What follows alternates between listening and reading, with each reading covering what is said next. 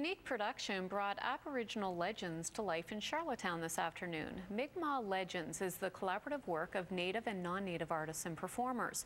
And as CTV's Dan Vio shows us, the creators are hoping to take the show on the road throughout the Maritimes.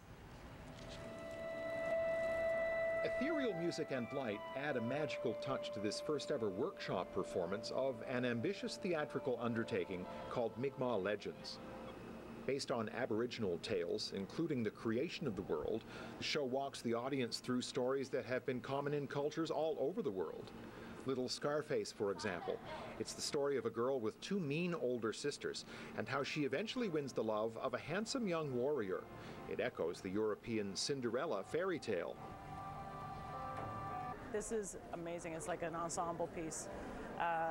We've got a whole bunch of artists that were involved in this. There's stories that were passed down for millennia, a long, long time, and we've got our own little, our own take on it.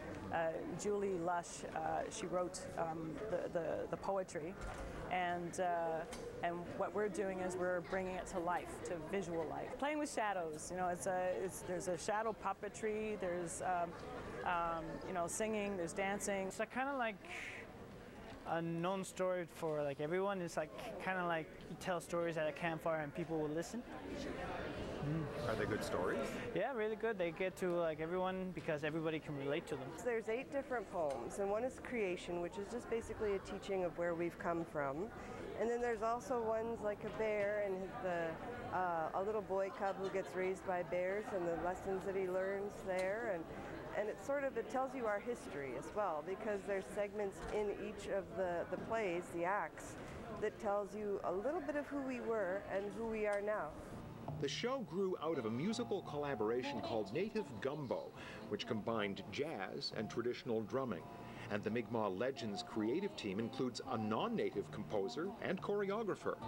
Well received at this workshop, it's hoped it will be perfected and performed for every First Nation across the Maritimes next summer, and perhaps even at the Confederation Centre of the Arts as well. Dan Vio, CTV News, Charlottetown. Looks like a great show. It is time to take our first look at the forecast. A little chilly.